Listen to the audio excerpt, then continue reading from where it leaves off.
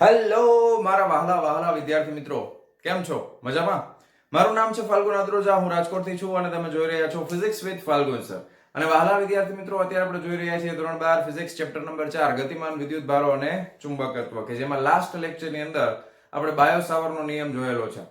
અને આજે આપણે શરૂ કરવા જઈ રહ્યા છીએ એના પછીનો ટોપિક, એટલે કે વર્તુળાકાર એક રિંગ હોય કે જેની અંદર વિદ્યુત પ્રવાહ I વહેતો હોય, કે જેમાં વિદ્યુત પ્રવાહનું મૂલ્ય અચળ હોય એવી રિંગ હોય, અને એના કેન્દ્રની જે અક્ષ, કેન્દ્રમાંથી પસાર થતી જે અક્ષ છે, એ અક્ષના કોઈ પણ બિંદુ પાસે જો ચુંબકીય ક્ષેત્ર મેળવવું હોય તો કઈ રીતે મેળવે? તો ચાલો શરૂ કરીએ આજનો લેક્ચર.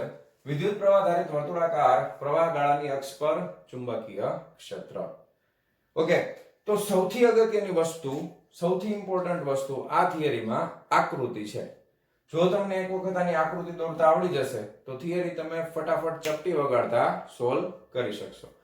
તો સૌથી પહેલા હું તમને આકૃતિ સમજાવું છું. જો એક વર્તુળાકાર રિંગ છે, તમારે સમજવાનું એમ છે કે આ બોર્ડની આ જે ધરી તમને દેખાય છે, આ ભાગ એ x અક્ષ છે, આ y અક્ષ છે.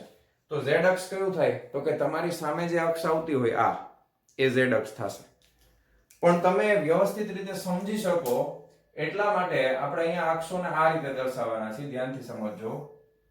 આ x અક્ષ, આ y અક્ષ અને આ રીતે આ z અક્ષ છે. હવે વિદ્યુત પ્રવાહ ધારિત રિંગ ને આપણે આ યામ પદ્ધતિના ઉગમ બિંદુ ઉપર રિંગનું કેન્દ્ર, રિંગનું મધ્ય બિંદુ જે કેન્દ્ર હોય એ આના ઉગમ બિંદુ ઉપર આવવું જોઈએ એવી રીતે રિંગ રાખવાની છે. હું ડ્રો આ રીતે કરું છું, ધ્યાન આપજો. ડ્રોઈંગ આપણે આ રીતે કરીએ છીએ રિંગને. રિંગ જેવું સાહેબ લાગતું નથી, બરાબર ને? સમજી જાવ ને, રિંગ જ છે યાર. હા, હવે થોડુંક લાગે છે રિંગ. હા, લાગી? રિંગ જેવું લાગ્યું ને? રિંગ જ છે, મૂંઝાવાનું નહીં, રિંગ જ છે. ચાલો, હા, આ રીતે રિંગ છે. માંડભાઈ આ એનું કેન્દ્ર છે રિંગનું. હવે તમારે કેમ સમજવાનું? રિંગ છે ને એ તમારી સામે આ રીતે છે. જો આમ તમે ખરેખર રિંગને એક્ઝેક્ટ સામેથી જોવો ને તો તમને રિંગની એક પટ્ટી જ દેખાય.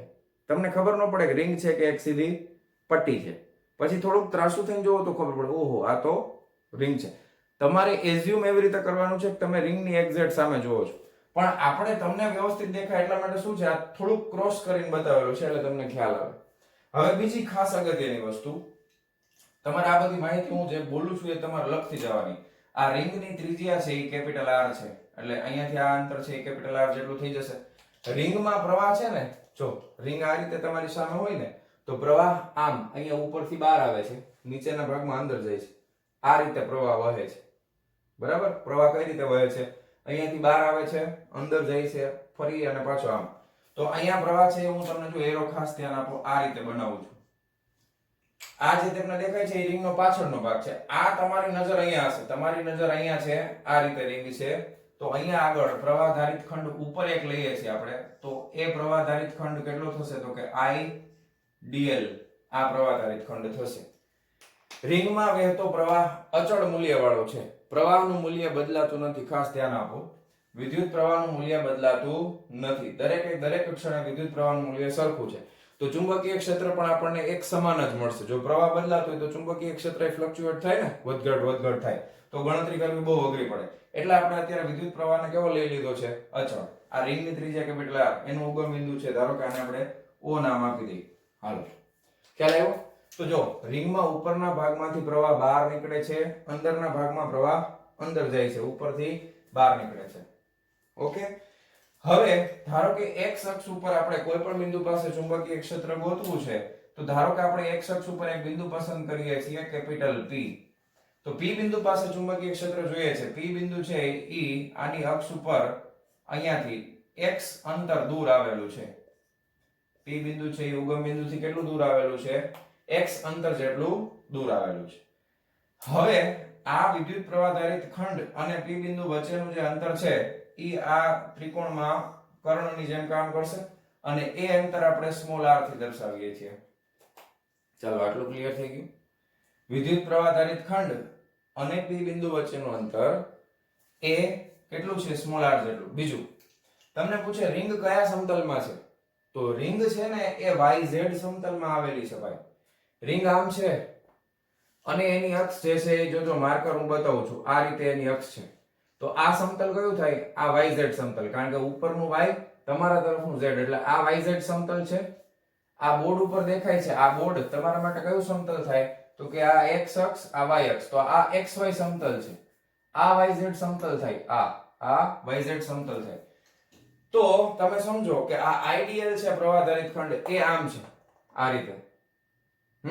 અને જે અહીંયાથી જે અહીંયા P બિંદુ સુધીનું અંતર છે એ તમે જે રેખા બનાવો છો એ આ રીતે બનાવશો ને, આ માર્કરની જેમ. જો આ બે માર્કર, આ તમારા તરફ dl ની દિશા અને આ માર્કરની દિશા. માર્કર શું છે? સ્મોલ r, સ્થાન સદિશ છે. હવે આ બોર્ડ ઉપર ગમે ત્યાં હોય આમ, તો આ બે માર્કર વચ્ચે ખૂણો કેટલો થાય? ખૂણો કેટલો થાય? આ 90 નો થાય. ધ્યાન આપજો આ ખાસ. તો dl અને આ P બિંદુનો સ્થાન સદિશ r છે એ બંને વચ્ચેનો ખૂણો હંમેશા 90 ડિગ્રીનો જ થશે, કારણ કે dl છે એ 12 તરફ છે, બોર્ડ થી 12 ની તરફ છે, અને r છે એ કયા સમતલમાં છે? તો કે xy સમતલમાં છે. ફરીથી dl આ રીતે છે અને r આ રીતે છે. r તમે આમ રાખો કાઈ ફેર ન પડે. જો આને ઘડિયાળના કાંટાની જેમ ગોળ ફેરવું તો આ બ્લુ માર્કર અને રેડ માર્કર વચ્ચે ખૂણો હંમેશા કેટલાનો થાય? 90 નો જ થાય. ઈ થોડો બદલાય? ન બદલાય. સમજાય? તો આ dl અને r વચ્ચેનો ખૂણો 90 ડિગ્રીનો થશે. હાલો આટલું સમજાઈ ગયું. હવે તમારે કરવાનું છે dl ક્રોસ r. તો ચુંબકીય ક્ષેત્ર મળશે નાનું એવું, dl ક્રોસ r કરવાનું છે. ધ્યાન આપજો, બધું પરફેક્ટલી સમજવાનું, તો જ તમને મજા આવે. જો આ રીતે r છે. હવે dl ક્રોસ r એટલે આપણે જમણા હાથનો નિયમ યુઝ કરી છે. જોજો, મારી આંગળીઓને આ દિશામાં રાખવાની અને આને આમ ફેરવવાનું, આની આરે ફેરવવાનું. તો અંગૂઠો આમ આવે. dl ક્રોસ r, ધ્યાન આપો, જમણો હાથ લેવાનો, આંગળીઓ આ રીતે બ્લુ માર્કર તરફ, કાળા માર્કર તરફ આંગળીઓને ફેરવવાની. તો અંગૂઠો ક્યાં આવે? આમ આવે. આવે કે નહીં? જમણા હાથનો અંગૂઠાનો નિયમ. તો db મને છે ને આ રીતે મળશે ભાઈ. હાલો સમજાણું ને? db ની દિશા આ રીતે આવશે. ખ્યાલ આવ્યો ને? બરાબર. હાલો હવે એક બીજી ખૂબ અગત્યની વસ્તુ, આ db જે છે ને ઈ dl અને r થી બનતું સમતલ, dl અને r થી બનતા સમતલને કેવો હોય? તો કે લંબ રૂપે હોય. આ dl 12 તરફ છે, ધ્યાન આપો, r આ રીતે છે, તો એના સમતલને લંબ રૂપે હોય. એટલે તમને આ ખૂણો છે ને ઈ 90 નો જ થાય, કારણ કે આ સમતલને કેવું હોય? લંબ રૂપે હોય, એટલે આ ખૂણો 90 નો થશે. હાલો આટલું સમજાઈ ગયું? બરાબર ને? ચુંબકીય ક્ષેત્ર હંમેશા dl અને r થી બનતા સમતલને લંબ રૂપે હોય છે. આ તો આપણે આગળની થિયરીમાં ભણી ગયા છે. તો db છે એ આ r ની રેખા જે આવશે સમતલ આખું એ આમ છે. સમતલ ખરેખર આમ છે, જો દેખાતું નથી, પણ dl 12 છે ને અને r આ રીતે છે, તો સમતલ આમ થાય. આને લંબ રૂપે એટલે એક્ઝેક્ટ 90 ડિગ્રી ઉપર db આમ આવેલો હશે. ખ્યાલ આવ્યો? તો આ જે ખૂણો બનશે એ 90 નો બનશે. હાલો વેરી ગુડ. હવે અહીંયા જે ખૂણો બને એ ખૂણો ધારો કે થીટા છે. અહીંયા જે ખૂણો બને છે એ ખૂણો કેટલો છે? ધારો કે થીટા છે. હવે એક ખાસ અગત્યની વસ્તુ સમજો, જો આ ખૂણો થીટા હોય તો આ ખૂણો પણ થીટા થાય. હવે અહીંયા લોચો થાય, ટેક્સ્ટ બુકમાં નથી સમજાયું. એમાં લખી નાખ્યું છે કે આકૃતિ પરથી કહી શકાય કે કેપિટલ r અને સ્મોલ r વચ્ચેનો ખૂણો થીટા છે. આમાં છોકરા કન્ફ્યુઝ થાય, એવું કેમ થતું હશે? હાલો સમજીએ. જો સિમ્પલ, જો રેડ માર્કર થી સમજાવું છું, પછી કાઢી નાખીશું. આ 90 નો છે, ખબર પડી ગઈ ને તમને? હમણાં સમજાયું. ધારો કે આ ખૂણો છે ને એને અત્યારે આપણે કંઈક ધારી લઈએ. ધારો કે આ ખૂણો આલ્ફા છે. હાલો હવે આલ્ફા ની કિંમત મારે જોતી હોય તો શું કરવું પડે? તો આ સીધી રેખા છે, ઉપરના ત્રણ ખૂણાનો સરવાળો કરીએ તો કેટલો થાય? 180 થાય ને? ઉપરના ત્રણે ખૂણાનો સરવાળો 180 થાય, એટલે આલ્ફા વત્તા 90 વત્તા થીટા બરાબર 180 ડિગ્રી. તેથી આલ્ફા મારે જોઈએ છે, તો આલ્ફા બરાબર 180 માઈનસ 90 માઈનસ થીટા. 180 માંથી 90 જાય તો કેટલા વધે? 90 માઈનસ થીટા. ખ્યાલ આવી ગયો? તો આલ્ફા ની કિંમત કેટલી છે? 90 ડિગ્રી માઈનસ થીટા થઈ ગઈ. હવે જો આ કાટકોણ ત્રિકોણ છે એટલે આ 90 નો થાય. ધારો કે આ ખૂણો છે એને આપણે બીટા કહી દઈએ. ત્રિકોણના ત્રણેય ખૂણાનો સરવાળો કેટલો થાય? 180 થાય. તો ધ્યાન આપજો, બીટા વત્તા 90 વત્તા આલ્ફા ની કિંમત કેટલી છે? 90 માઈનસ થીટા બરાબર કેટલા થાય? 180 થાય. 9 વત્તા 90 એટલે આ 180, આ 180 ઉડી ગયા. બીટા બરાબર આ સામે ગયું, શું આવ્યું? થીટા. જો બસ વાર્તા પૂરી. જો છે ને સાવ સહેલું. તો આ ખૂણો પણ કેટલો થશે વાલા વિદ્યાર્થી મિત્રો? આ ખૂણો પણ થીટા જ થશે. એની સાબિતી તમને ટેક્સ્ટબુક માં કે ક્યાંય નથી આપેલી. તો તમારે પણ પરીક્ષામાં પ્રશ્ન પૂછે તો સાબિતી આપવાની જરૂર નથી, પણ તમને લાંબા ગાળા સુધી યાદ રહે કે શું કામ આ થીટા હતો તો આ થીટા કેમ આવ્યો. એના માટે તમે પેન્સિલથી સાઈડમાં ગમે ત્યાં આ નોંધ કરી લેજો, ટપકાવી લેજો. આટલી વસ્તુ મેં જે અત્યારે કહી છે એકદમ સિમ્પલ ઈઝી છે. હા બરાબર. પણ હવે આની કઈ જરૂર નથી, એટલે તમે વિડીયો પોસ્ટ કરીને આટલું લખી નાખો. આ બધા બાકીના ખૂણા છે હું જવા દઉં. આ 90 જવા દઉં છું, આ આલ્ફા અત્યારે જવા દઉં છું. ખ્યાલ આવી ગયો ને? આ આલ્ફા છે, આ 90 છે. તમારે કદાચ જો બાકી રહી ગયું તો આ લખી નાખો. ચાલો જવા દઉં છું. હવે લખાઈ ગયું ને તમારે વિડીયો પોસ્ટ કરીને જવા દઉં પાકું?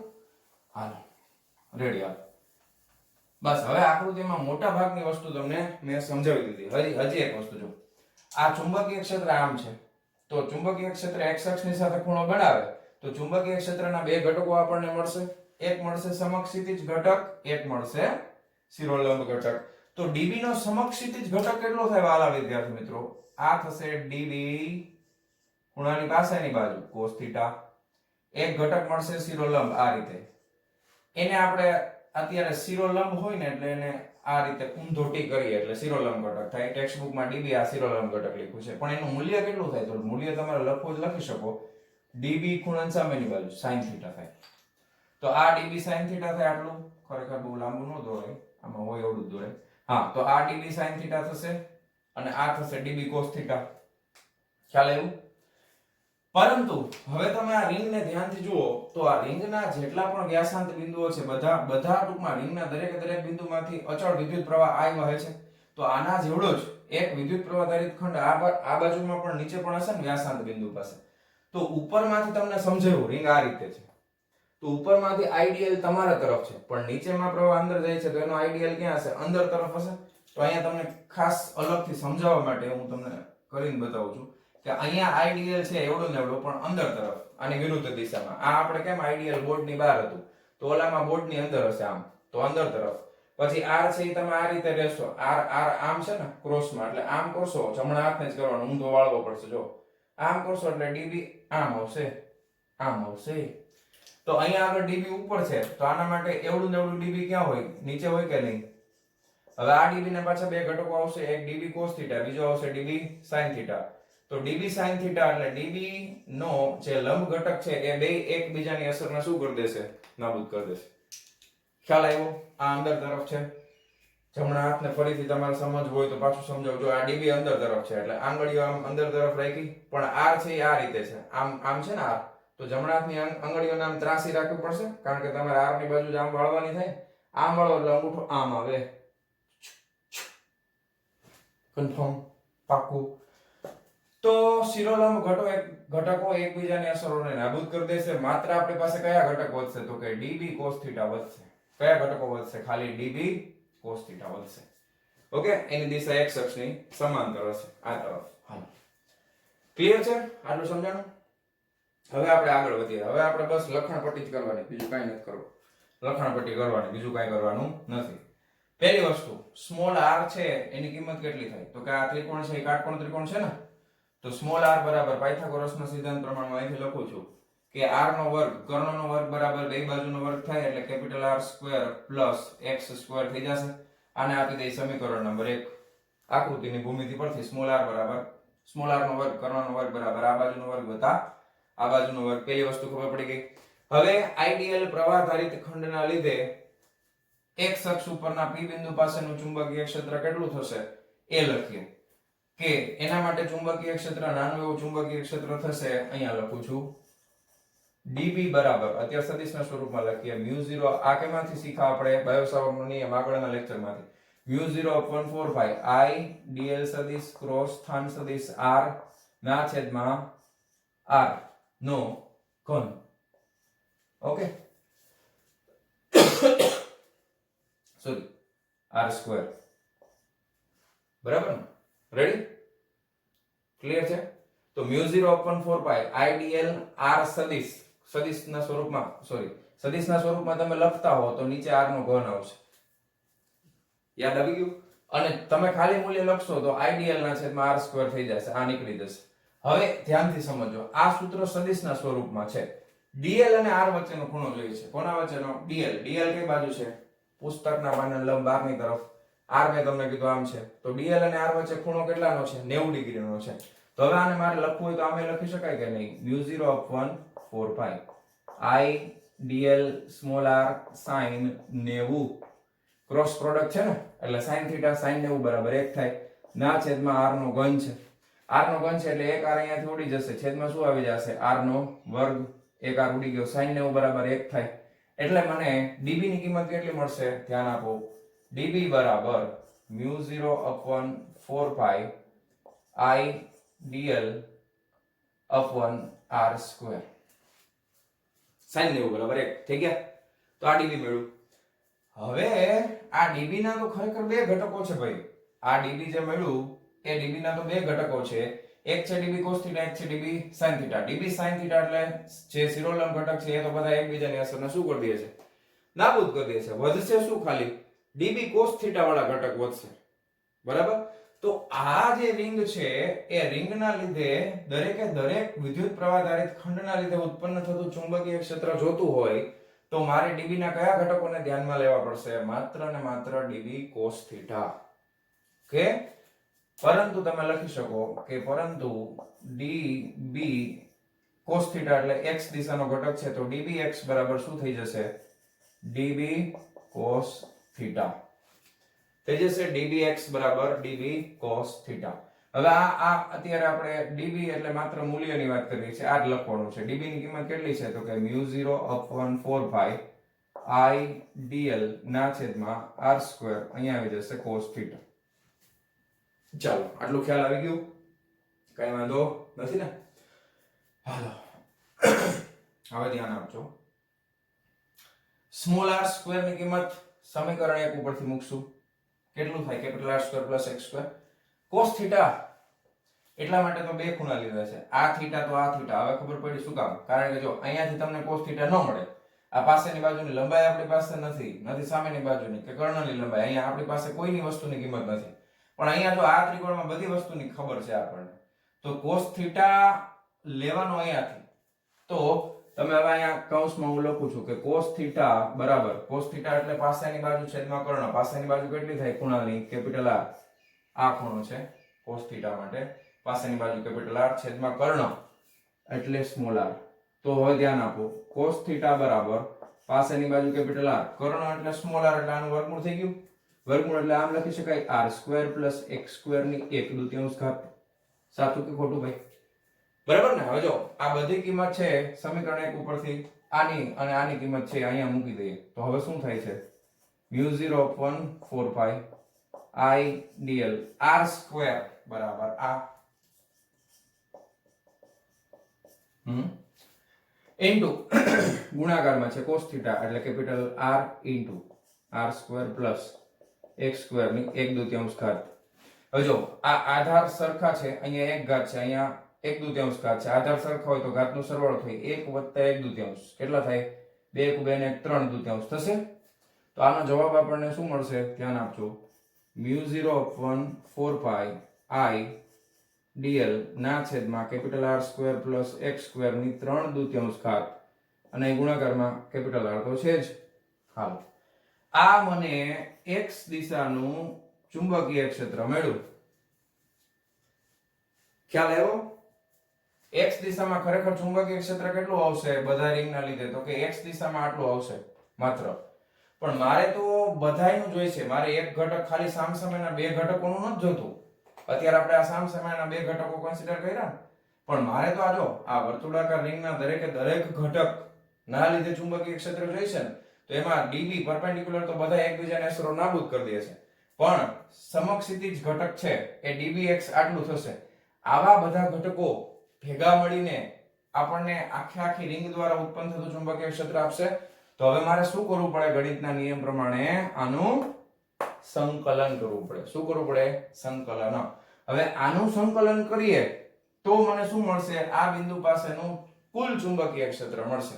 તો હવે હું આમ લખી શકું, ધ્યાન આપજો, મેથેમેટિકલી ટેક્સ્ટ બુકમાં નથી લખ્યું, ડાયરેક્ટ સમજાવી દીધું છે, પણ આપણે આમ લખી શકાય કે b બરાબર ઇન્ટિગ્રેશન ઓફ dbx આનું સંકલન, એટલે કે આમાંથી બધી અચળ વસ્તુઓ જો બહાર કાઢી નાખીએ, μ0 અચળ છે, છેદમાં 4 પાઈ પણ અચળ છે, ઉપર વિદ્યુત પ્રવાહ અચળ ધારેલો છે, આપણે યાદ રાખો, કેપિટલ R છે એ ત્રિજ્યા છે રિંગની, બદલાય જ નહીં, અચળ છે, કેપિટલ R સ્ક્વેર એ અચળ થાય, x અંતરે જ ગોતવું છે એટલે આ પણ અચળ થાય, તો કે સાહેબ વધે શું?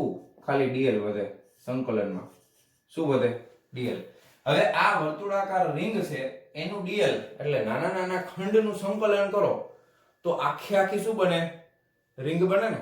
અને એ રિંગનો શું છે? પરિઘ છે ને, એ રિંગનો શું છે? પરિઘ છે ને. પરિઘનું સૂત્ર શું થાય? 2 પાઈ r. અહીંયા આગળ ત્રિજ્યા કેટલી છે? Capital R. તો આનો જવાબ આવશે 2 પાઈ r. એટલે ધ્યાન આપજો, μ0/4 પાઈ I r અહીંયા આવશે 2 પાઈ કેપિટલ R, સંકલનનો જવાબ છે. આ r² + x² ની 3/2 ઘાત. હાલો હવે જે ઉડતું એ ઉડાડી નાખી, પાઈ પાઈ કેન્સલ, 2 દુ 4, આ બગડો થઈ ગયો. રેડી? હવે આપણે બોર્ડ નાનું પડે છે એટલે આને હું અહીંયા લખું છું, બ્લુ માર્કર થી લખું એટલે ખ્યાલ આવે તમને. ધ્યાન આપજો. ફાઇનલી આપણને ચુંબકીય ક્ષેત્ર B કેટલું મળ્યું? તો કે μ0/2 ઉપર આવે છે I કેપિટલ R નો સ્ક્વેર છેદમાં કેપિટલ R નો સ્ક્વેર પ્લસ x નો સ્ક્વેર ની 3/2 ઘાત.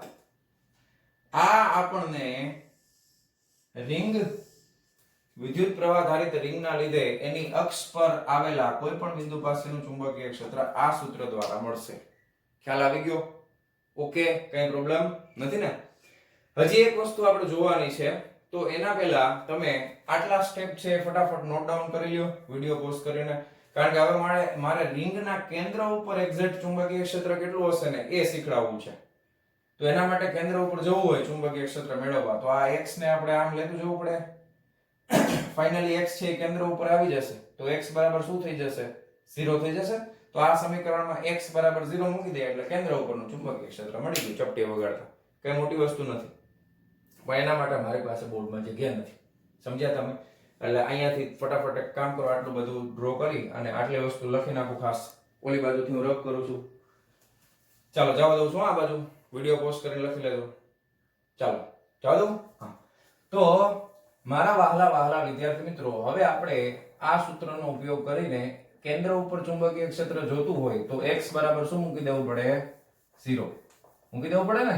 ચાલો તો હવે આપણે સમીકરણમાં x બરાબર 0 મૂકી દઈએ છીએ, બરાબર. તો વિદ્યુત પ્રવાહ ધારિત રિંગના કેન્દ્ર પર ચુંબકીય ક્ષેત્ર, બહુ IMP સમીકરણો છે આ બધા, તમને MCQ માટે બહુ આમાંથી ઘણા બધા MCQ પૂછશે કે રિંગના કેન્દ્ર પર ચુંબકીય ક્ષેત્ર માટે x બરાબર 0 લેતા. હવે x બરાબર 0 એ મૂકી દો તો b બરાબર μ0/2 I કેપિટલ R સ્ક્વેર ના છેદમાં કેપિટલ R સ્ક્વેર પ્લસ 0 થઈ જાય ને. x બરાબર 0, આ 3/2 ઘાત છે એટલે 2 ઘાત વહી ગઈ, ઘન વધ્યું, તો μ0/2 I કેપિટલ R સ્ક્વેર ના છેદમાં R નો ઘન થઈ જશે, સ્ક્વેર ગયો, આ તગડો ગયો, વધ્યું શું?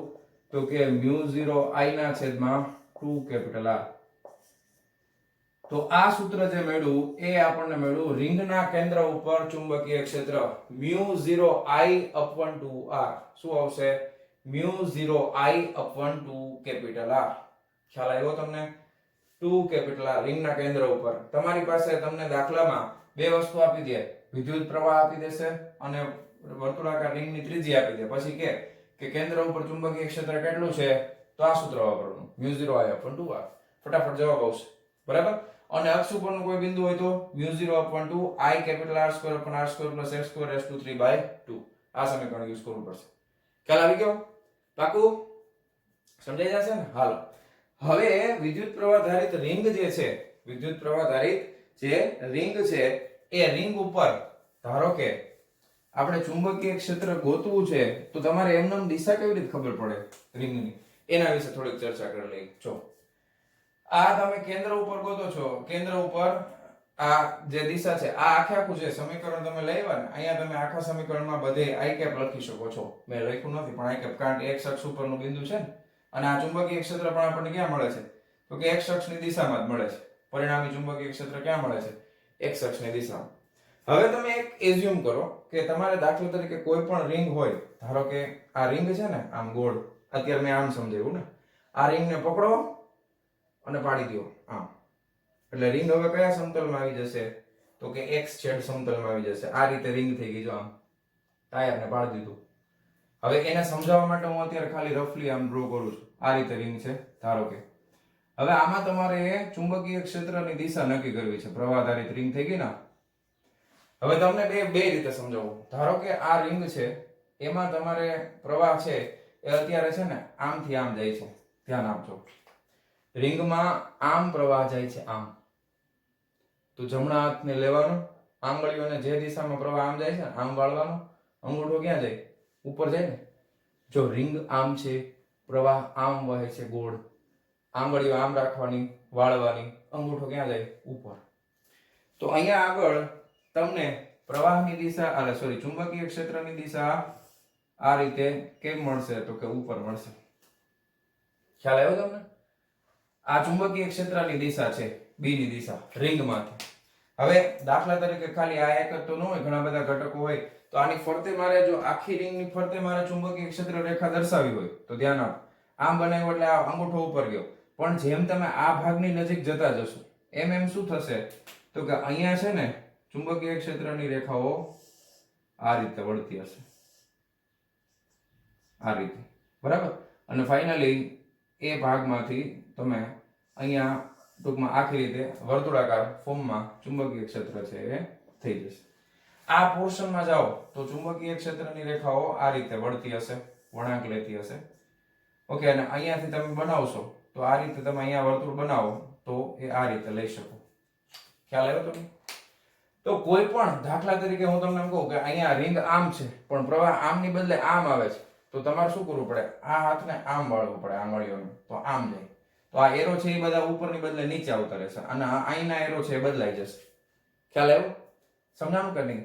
તો અહીંયા આગળ આ રીતે ચુંબકીય ક્ષેત્રની રેખાઓ, વિદ્યુત પ્રવાહ આધારિત તાર હોય તો એની ફરતે આ રીતના ચુંબકીય ક્ષેત્રની રેખાઓ જે છે એ ઉત્પન્ન થતી હશે. ખ્યાલ આવ્યો તમને કે ના ખ્યાલ આવ્યો? ખબર પડી ગઈ ને?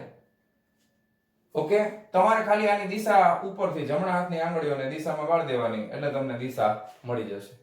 ક્લિયર છે? હવે બીજો પ્રશ્ન એ થાય કે સાહેબ ખાલી આટલો જ કટકો અહીંયા માટે તમે કઈ રીતે નક્કી કર્યું? તો આના માટે શું કરે? જો પ્રવાહ આમ જાય છે એટલે અહીંયાથી તમે સ્પર્શક દોરો એટલે સ્પર્શકની દિશા આમ હોય. ખ્યાલ આવ્યો? તો આના માટે બે વસ્તુ થાય કે તમારે આ અહીંયા આગળ આમ રિંગ કરો ને. હવે ખરેખર આને 3D માં મારે કરવું હોય ને તો તમને આમ સીધી કરીને બતાવવી પડે. એટલે અત્યારે તમે ખાલી આ યાદ રાખો, જ્યારે પણ જરૂર પડશે ત્યારે હું તમને પાછું સમજાવીશ કે આ કેમ આ રીતે આવ્યું. તમારે એમ યાદ રાખવાનું, આમ જાય છે, બરાબર. તો આ બાજુ છે એ આ લાઈન સીધી હોય એને વાળતી જવાની.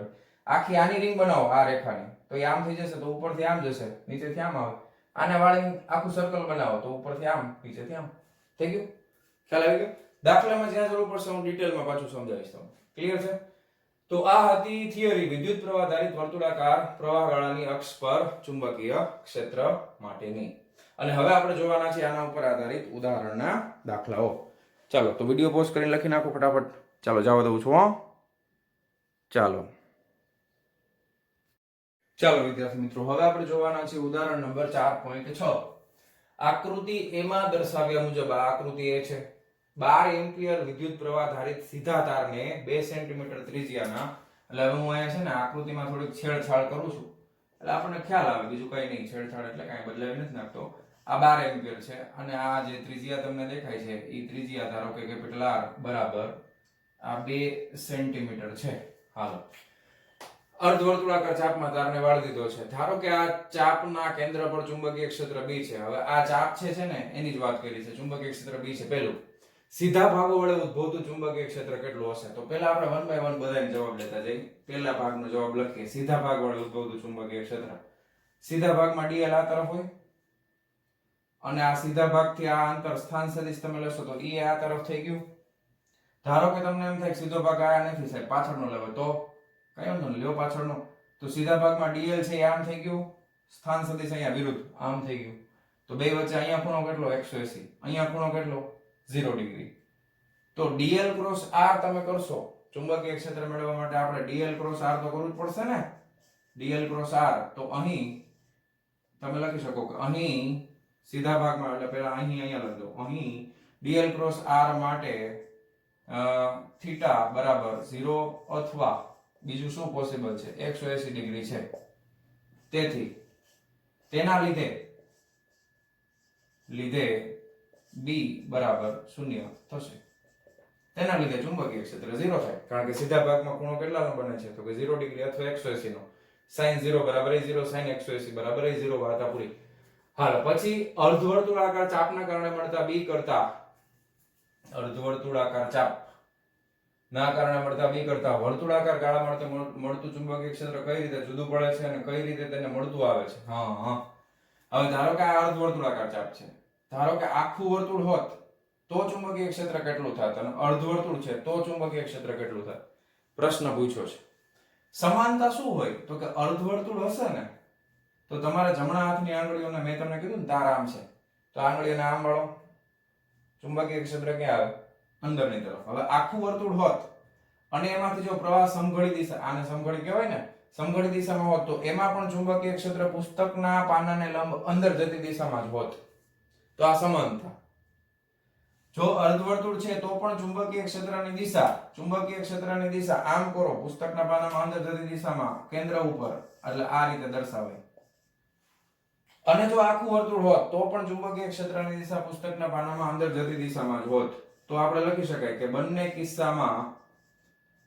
કિસ્સામાં ચુંબકીય ક્ષેત્ર કેન્દ્ર પર પુસ્તકના પાનાને લંબ અંદર તરફ હશે.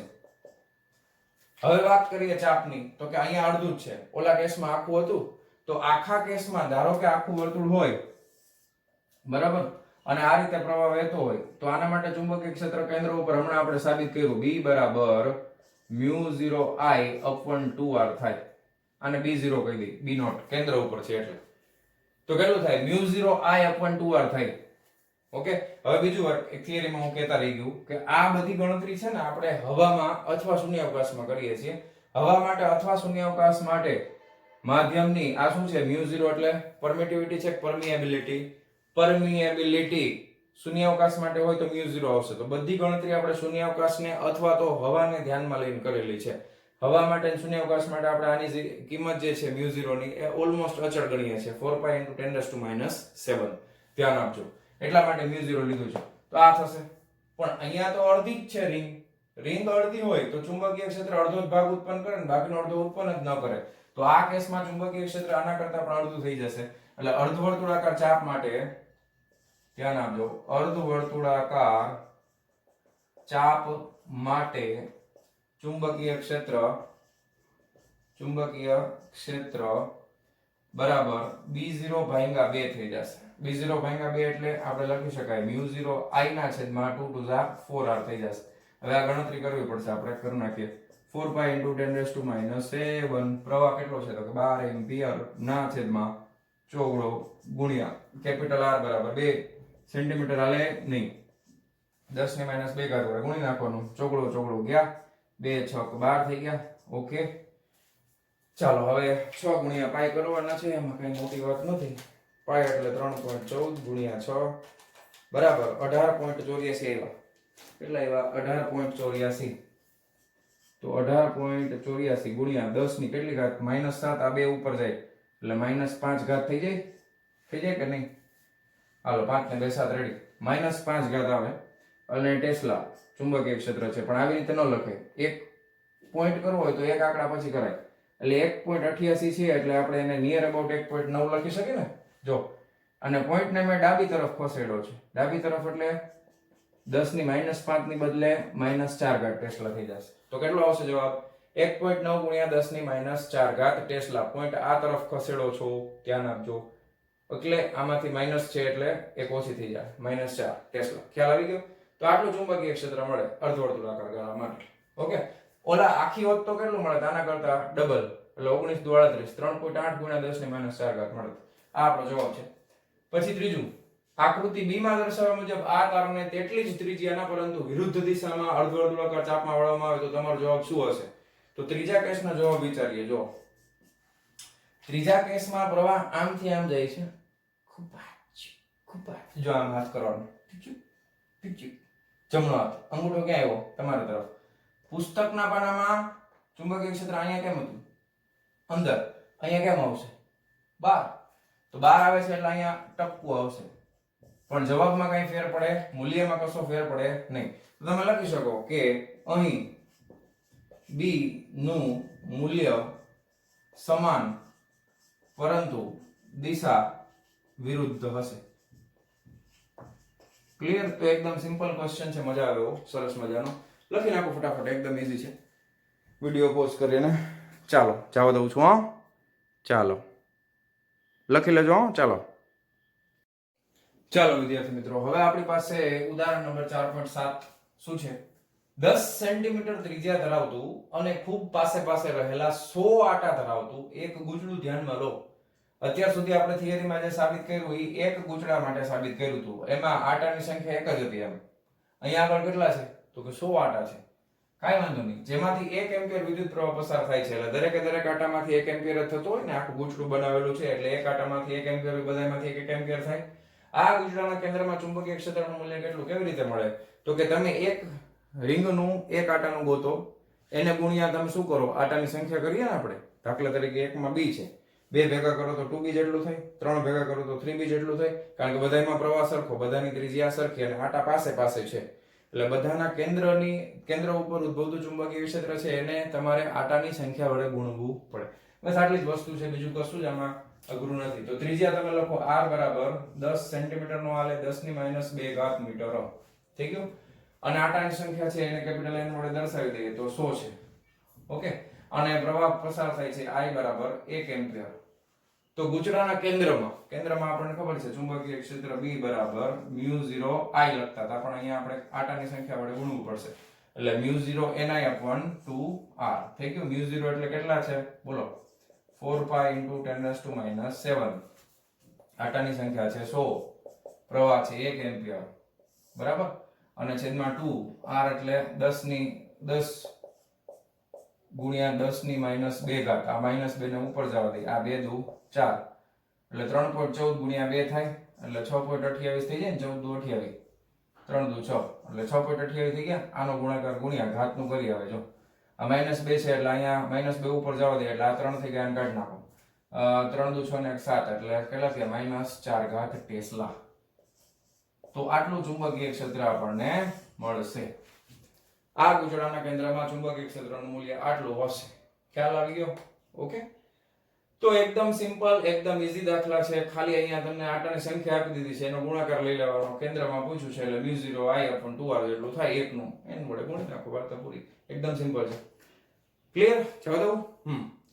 તો મારા વહાલા વિદ્યાર્થી મિત્રો, આજનો આ લેક્ચર આપણે આ દાખલાની સાથે પૂરો કરીએ છીએ. મળીએ છીએ નેક્સ્ટ વિડિયો લેક્ચરમાં આના પછીના ટોપિકની સાથે. ત્યાં સુધી આવજો.